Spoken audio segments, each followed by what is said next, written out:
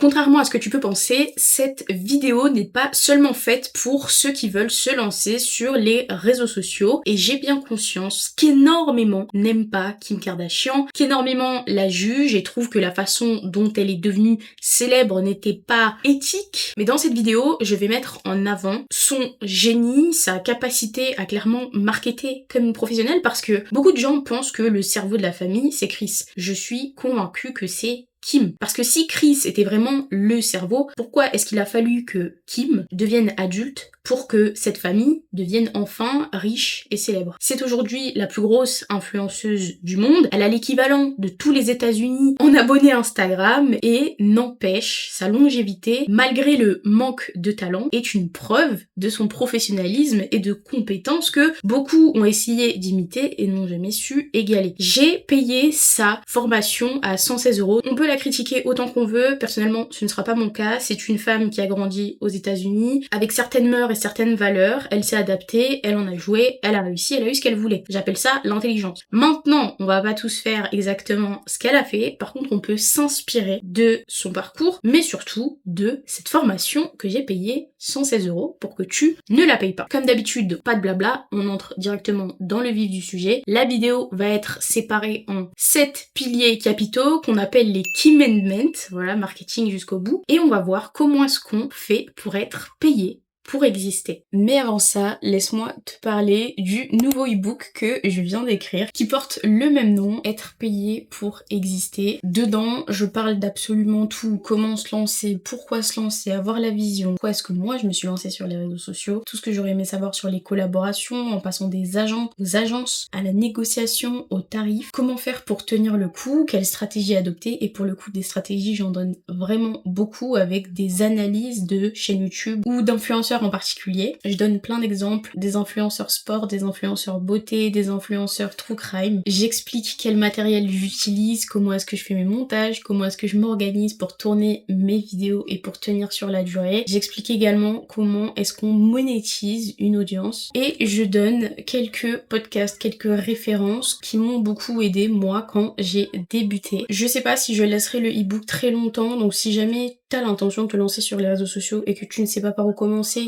ou justement que tu t'es lancé mais que ça ne fonctionne pas, il est fait pour toi, tout est en description et je te conseille de le prendre maintenant avant que je ne l'enlève. Sur ce, je te laisse profiter de la vidéo et j'espère que tu prendras des notes parce que c'est très intéressant. Commandement numéro 1, tu es la marque. L'idée centrale, c'est de se dire que tu n'es pas juste quelqu'un qui poste bêtement pour faire des vues, que ce soit pour ta notoriété personnelle ou pour le compte de ta marque. Être la marque, c'est se différencier. Se différencier par quoi? Donc par ta personnalité. Il faut que tu apprennes à parler à une caméra, il faut que tu apprennes à faire du storytelling, donc que tu développes la capacité de raconter une histoire pour que les gens puissent s'identifier à toi, mais s'identifier à toi en tant qu'humain. Si on met de côté les très grosses enseignes qui n'ont pas particulièrement de storytelling, même si toutes en ont, on peut prendre les marques qui viennent de naître, donc on a Skims, qui est une marque dont le storytelling est basé sur l'inclusivité, le fait que toutes les femmes doivent se sentir à l'aise sous leurs vêtements sans qu'on puisse voir les marques des gaines pour vraiment que la shapewear épouse leur corps, que ce soit les femmes qui ont le cancer du sein ou bien celles qui veulent mettre des robes avec des fentes, que toutes puissent trouver quelque chose qui leur convient parce qu'on a des soutiens-gorge faits exprès pour celles qui ont un sein et plus l'autre à cause de l'ablation par rapport au cancer. C'est vraiment l'histoire de l'inclusivité féminine, le fait de se sentir mieux. Derrière chaque marque, on a ce genre d'histoire. Bon, parfois t'es juste très connu, tu lances une marque et puis ça fonctionne parce que le produit est de qualité, mais il y a toujours une histoire derrière. Je me suis lancée, j'étais jeune, mon but c'était de régler ce problème. Il y a une phrase très connue en vente qui dit que un client n'achète pas le produit, il achète le vendeur. Eh bien là, tu es vendeur. Les gens achètent ton histoire, les gens achètent qui tu es, les gens achètent le pourquoi la marque existe, et au passage, évidemment, il te faut un très bon produit, mais ça, on en parlera tout à l'heure. Ce qu'il faut donc, c'est de la pertinence pour que les gens puissent s'identifier à toi en tant qu'humain. L'époque des célébrités, c'était avant. Maintenant, ce qu'on veut, c'est pouvoir se connecter à quelqu'un. Et si t'arrives à faire en sorte que les gens se connectent à toi, en montrant ta vraie personnalité, en montrant les hauts et en montrant les bas, tu peux contrôler autant que tu veux, c'est comme ça que les gens vont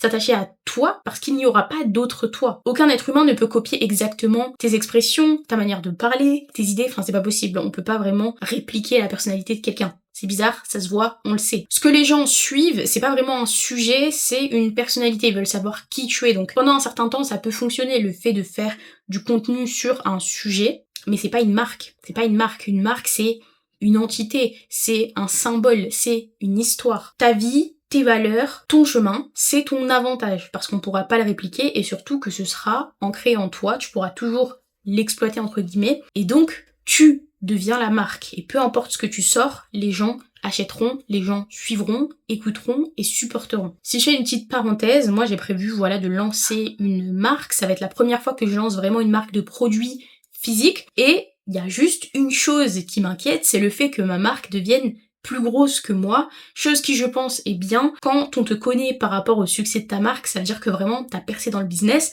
mais j'ai envie que ma marque personnelle soit aussi forte que ma marque en soi. Je vais faire mon maximum pour que les deux pètent, mais c'est vrai que je préfère quand même avoir une marque personnelle que juste une marque professionnelle. Après, c'est deux mondes différents et on ne va pas cracher sur un double succès ou sur un succès tout court. Le deuxième key element, c'est l'expertise accessible, donc le fait de simplifier une information. C'est comme ça que moi, j'ai commencé les réseaux sociaux. Je suis une personne qui aime beaucoup apprendre, je m'intéresse à tout et j'ai surtout envie de devenir un certain type de personne. Malheureusement ou fort heureusement, j'ai pas grandi dans un environnement qui fait que des gens ont pu m'expliquer tout ce que je voulais savoir. Je voulais savoir comment est-ce qu'on lance un business, mais surtout je voulais savoir comment est-ce qu'on fait pour faire de l'argent parce que je viens d'un milieu précaire, enfin on n'a pas beaucoup d'argent. Ma famille ne pouvait pas forcément sortir au resto. Les premières fois où je suis allée au restaurant, c'était avec les familles de mes amis et quand je les entendais dire qu'ils allaient au resto tous les week-ends, j'étais choquée. Je ne mangeais jamais dehors. Aujourd'hui, je mange pas dehors par choix, mais à l'époque, c'était pas un choix. Et donc, il y a plein de choses que je voulais apprendre, comment mieux m'exprimer, même si j'ai eu de la chance, ma famille n'a peut-être pas d'argent, mais ils sont très bien élevés, très bien éduqués et tout le monde parle correctement. Donc ça, c'est un très bel avantage parce que j'ai pu constater que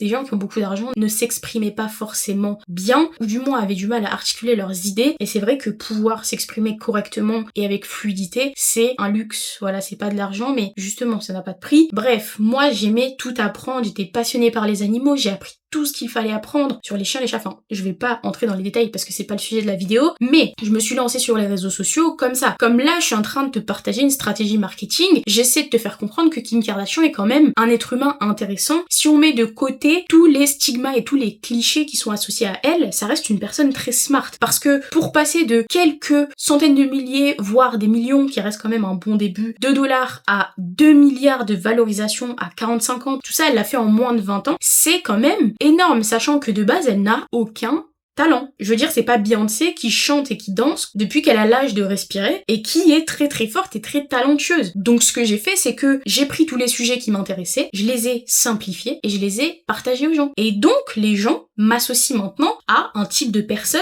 que finalement j'ai envie de devenir et je suis. Je suis le genre de personne qui va toujours faire en sorte de faire ce qu'elle dit. Je suis le genre de personne qui va toujours apprendre des choses. Je vais toujours réfléchir à comment faire plus de sous, comment protéger mon argent. Je vais réfléchir à comment développer mon vocabulaire. Je vais réfléchir à comment mieux m'exprimer, comment prendre mon temps, comment m'occuper de moi, toutes ces choses-là. Et donc les gens vont se tourner vers moi pour ce genre de choses. Et le jour où je lance un business qui a du sens et qui est en rapport avec tout ce que je viens de t'expliquer, les gens vont trouver ça cohérent et vont se dire, bah s'il y a bien une personne sur qui je peux compter pour régler ce problème, c'est elle. Donc son business a du sens, je vais acheter ses produits, je lui fais confiance, c'est pertinent. Il y a deux choses à aborder ici qui sont quand même assez importantes. Premièrement, ce qui paraît simple pour toi ne l'est pas forcément pour les autres. Il y a forcément quelque chose que tu maîtrises que la plupart des gens ne maîtrisent pas. Et ça, je m'en suis rendu compte, par exemple, avec ma façon de parler. Pour moi, c'est très simple parce que dans ma famille, tout le monde parle comme ça, parce que ça m'a toujours intéressée, j'ai toujours fait des matières littéraires, j'ai toujours eu une aisance à l'oral et à l'écrit, donc je partais du principe que c'était normal. Sauf que dans mon groupe de potes, c'est à moi qu'on demandait comment est-ce qu'on dit ça, c'est à moi qu'on demandait les mots pour décrire n'importe quoi, pour décrire une situation, les adjectifs, les adverbes, on me les demandait, Cyrine, comment on dit ça déjà? C'est quoi le mot qu'on utilise pour dire ça?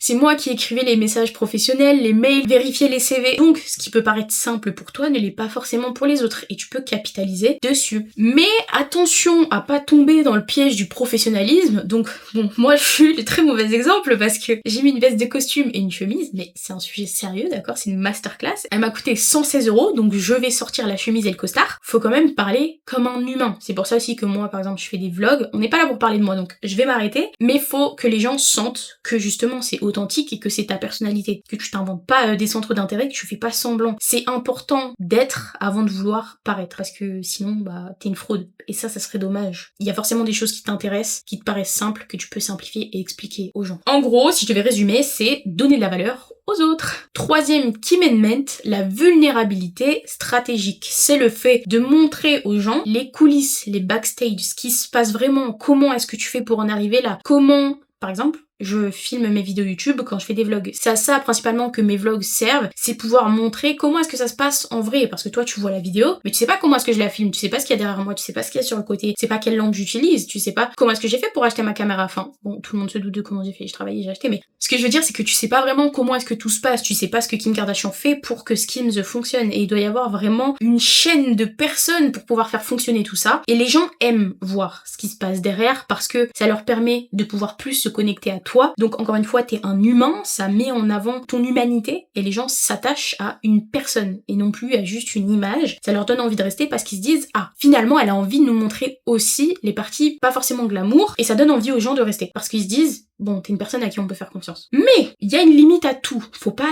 tout montrer au risque de finir comme, là j'ai un seul prénom qui me vient en tête, malheureusement c'est Poupette, au risque de finir comme elle, parce que cette femme, je ne savais pas qui c'était avant de voir des vidéos de youtubeurs que j'aime beaucoup sur elle. Notamment, je pense à la vidéo de Liv, c'est là où j'ai su qui était vraiment Poupette Kenza, et je me suis dit mais pourquoi montrer autant, tu vois, la vulnérabilité c'est bien, mais ça peut bousiller en fait ta carrière et l'image que les gens ont de toi. Donc on n'est pas au théâtre, mais l'humanité c'est un énorme théâtre.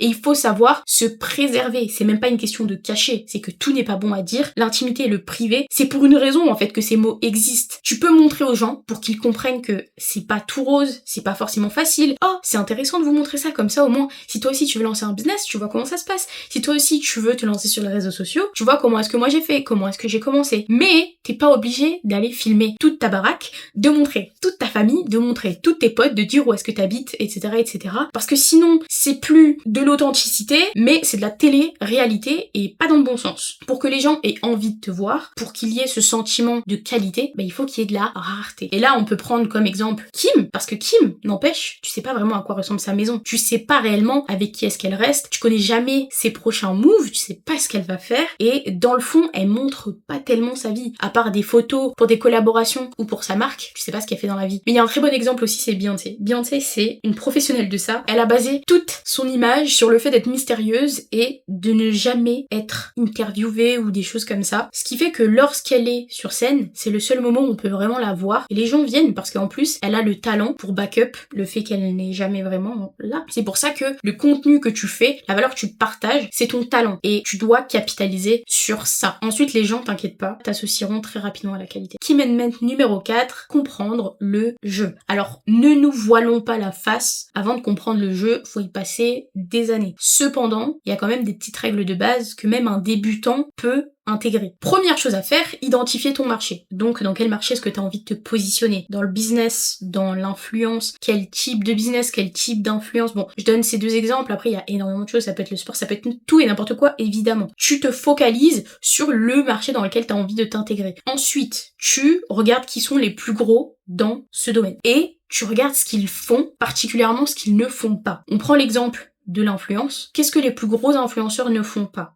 Ils ne partagent pas leur vie très privée. Ils ne répondent pas aux polémiques, ils ne répondent pas aux commentaires des haters. Bon, c'est les choses les plus simples auxquelles j'ai pensé parce que c'est basique quand t'as une PR team, quand t'as une équipe qui fait en sorte que ton image reste en place et que tu ne finisses pas dans des procès ou bien que tu ne sois pas en danger parce qu'une polémique, ça peut aller très loin. C'est important que tu abordes ta marque personnelle comme un business. Personnellement, mes réseaux sociaux ont vachement changé quand j'ai commencé à aborder ça comme un business parce que c'est ce que c'est. Pour moi, à partir du moment où tu passes des heures sur une activité et que tu espères gagner ta vie en l'exerçant, c'est un business et il faut que tu analyses l'écosystème dans lequel tu veux te développer, pas pour totalement perdre ta personnalité et faire tout ce que le marché te dit de faire. Si sur les réseaux sociaux tu veux percer, tu peux te plier totalement à ce que les algorithmes te demandent ou tu peux garder ta personnalité, te dire que ça va prendre plus de temps, mais le jour où ça fonctionne, t'auras moins de travail à fournir que les autres qui se sont inventés totalement une image qui n'est pas la leur, qui vont finir burnt out et qui vont vouloir un jour arrêter ou vont être malheureux. Mais bon, ça c'est le pire scénario. Je ne sais pas pourquoi j'ai parlé de ça,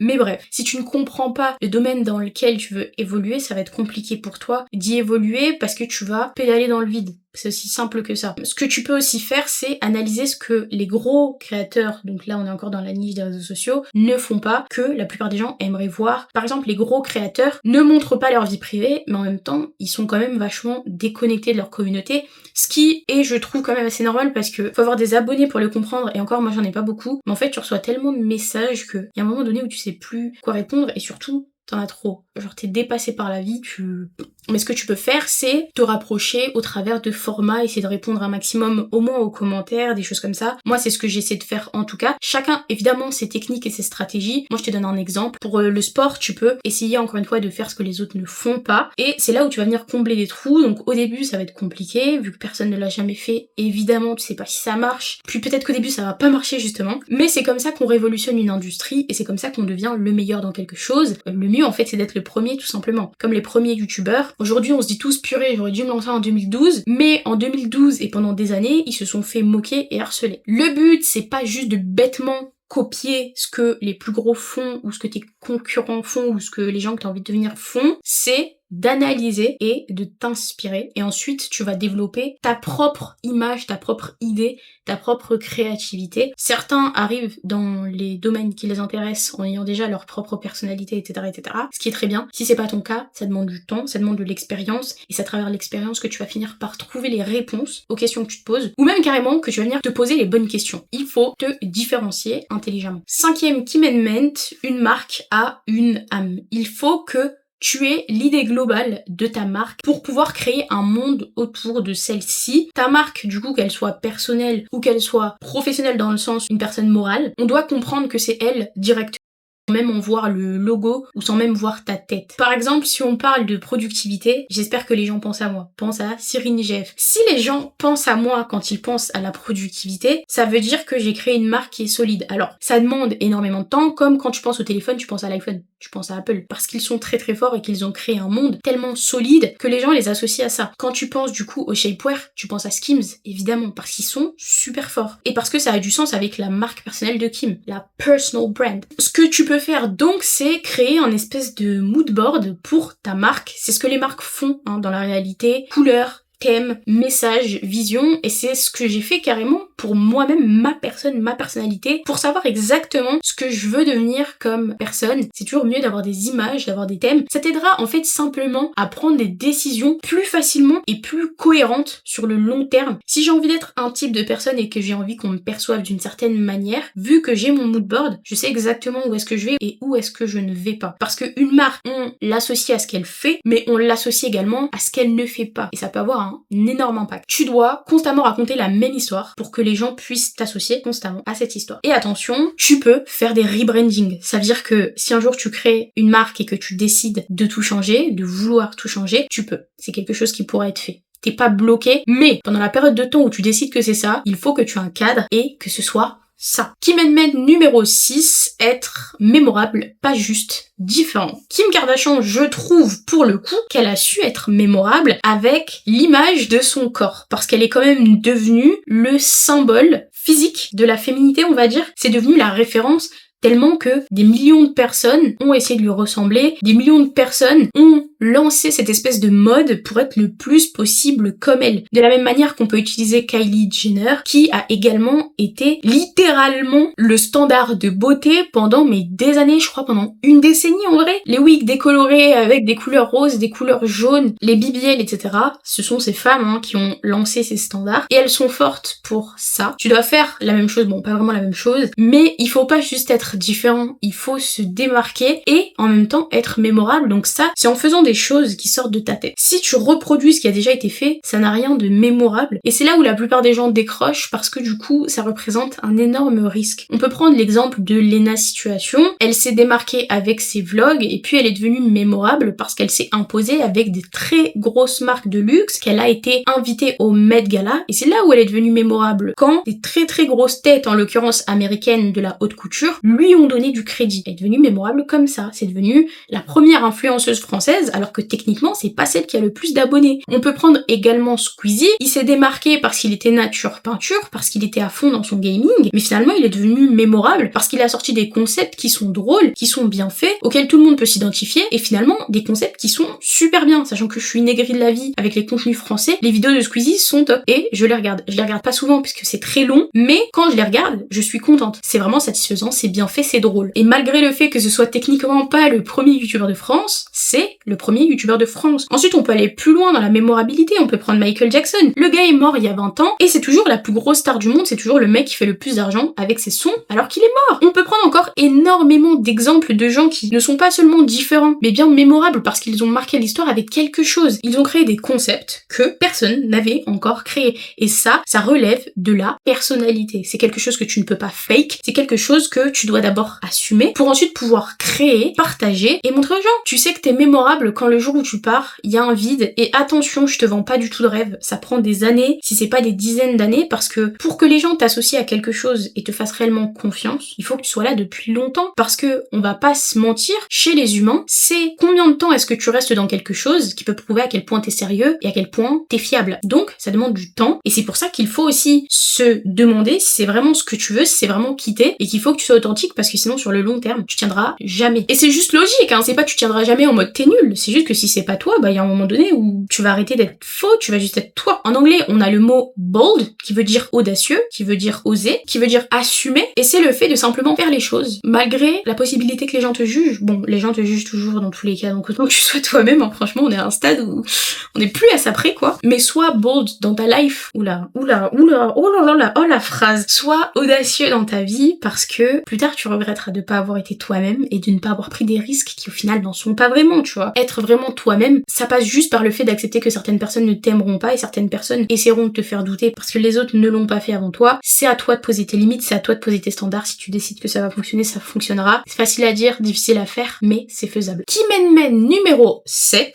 qui va être le fait de capitaliser sur ce que tu fais le mieux et de déléguer le reste. Encore une fois, petite parenthèse, quand tu débutes, tu peux pas déléguer. À moins que t'aies les moyens et que surtout t'aies les bonnes personnes. Parce que déléguer c'est bien, mais si tu les délègues à des gens qui sont plus nuls que toi, ça n'a absolument aucun sens. Et pour avoir recherché des gens pour m'aider par exemple dans ma création de contenu, tu te rends rapidement compte que c'est dur de trouver des bons éléments. Chose à laquelle je ne pensais pas. Moi je me disais le plus gros problème c'est d'avoir les fonds pour pouvoir payer les gens. Non, le plus gros problème c'est de trouver une personne qui fait mieux les choses que toi. Surtout quand c'est ton entreprise, quand c'est ta marque personnelle, c'est ton bébé, c'est ton image et tu peux pas laisser n'importe qui y toucher et avoir un pied important dans l'histoire. Comprends ce que tu fais mieux que les autres. Ça va être ton plus gros levier, ce que tu fais naturellement. Par exemple, moi, ça va être parler et apprendre plein de trucs. C'est mon plus gros levier, désolé pour les messages, et c'est la chose qui est la plus simple pour moi, la plus naturelle, parce que je fasse des vidéos ou pas, c'est ce que je fais depuis que je suis petite. Capitalise sur ça. Moi j'aime beaucoup parler, je vais faire des vidéos, parce que les gens vont potentiellement prendre plaisir à écouter ma façon de parler, mais surtout vont prendre plaisir à apprendre des choses. Et ça, c'est important, encore une fois, c'est de la valeur, et c'est une compétence que potentiellement une autre personne n'aurait pas. De la même manière qu'écrire des vidéos, bah c'est pas une tâche que je vais donner à quelqu'un d'autre, parce que jusqu'ici, j'ai trouvé personne qui écrivait mieux que moi. Faut être audacieux et dire les choses dans la vie. L'avantage qu'on a dans notre superbe génération, c'est que on a accès à l'information. Tout ce que j'ai appris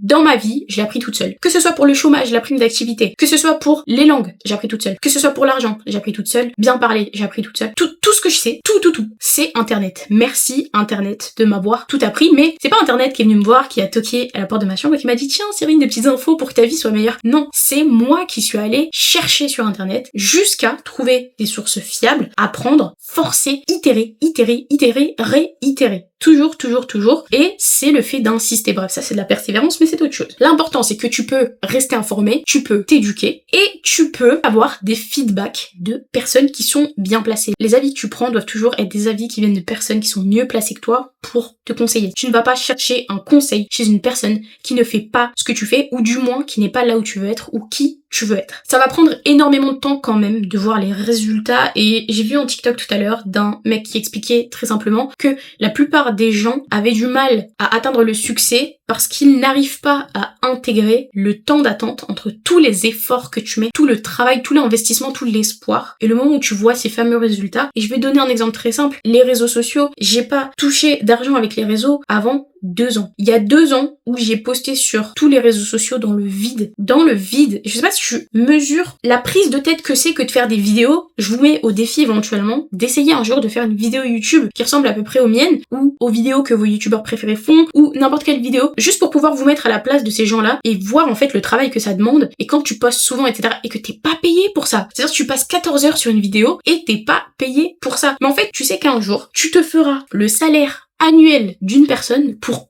une collab sur une vidéo, sachant que t'en publies 4 par mois. Donc, c'est ça qu'il faut que tu gardes en tête. Créer ta marque personnelle, créer ta marque par rapport à, du coup, une personne morale, une société, ça demande du temps et tu vas fournir énormément d'efforts sans jamais en voir réellement les fruits. Et il faut que t'acceptes. Il faut vraiment que tu te dises, ça va mettre du temps, ça va mettre du temps. Je vais donner mon maximum, je vais tout faire pour que ça aille vite et pour que ce soit bien fait, mais ça va mettre du temps et c'est totalement normal. Les réseaux sociaux, moi, j'étais convaincue qu'en 1 an, j'allais tout plier, j'allais devenir super riche, super célèbre, etc. Maintenant, j'ai accepté que ça allait peut-être prendre encore 3 ans pour que je perce. Chose qui est difficile à accepter quand t'es persuadé que t'es une personne spéciale et que t'es dit, oui, t'es spécial, t'es différent. Et justement, ce qui fait de toi une personne spéciale et différente, c'est que tu persévères, que t'es déterminé et que tu sais pourquoi est-ce que tu fais tout ce que tu fais. C'est pour ça que tu vas continuer de le faire et fournir toujours autant de valeur, toujours autant d'efforts et le faire correctement. Donc voilà, c'était tout pour cette vidéo. J'espère sincèrement t'avoir apporté un maximum de valeur. J'espère que t'auras appris des choses. Et si c'est pas le cas, j'espère t'avoir suffisamment motivé et rappelé suffisamment à l'ordre pour que tu passes enfin à l'action et surtout que tu ne perdes pas espoir. La première étape, c'est toujours la plus compliquée, c'est le fait de se lancer. La plupart des gens ne réussissent pas parce qu'ils ne se lancent jamais. Et la seconde étape, c'est le fait de tenir le coup jusqu'à ce que ça fonctionne. Je sais vraiment que c'est compliqué. C'est pour ça que je fais des vlogs pour te montrer derrière comment est-ce que ça se passe. Tout n'est pas tout beau, tout n'est pas tout rose, mais avec le temps, le travail paye toujours, d'accord? Donc, je te mets au défi de tenir toutes les résolutions que tu t'es fixées là, ce 1er janvier, parce qu'on est le 31 aujourd'hui. Je compte sur toi pour que tu aies achevé tout ce que tu as dit que tu allais achever. Rentabilise mes 116 € s'il te plaît, en likant et en t'abonnant si ce n'est pas déjà fait. Si t'es arrivé au bout de la vidéo, tu peux commenter Kimka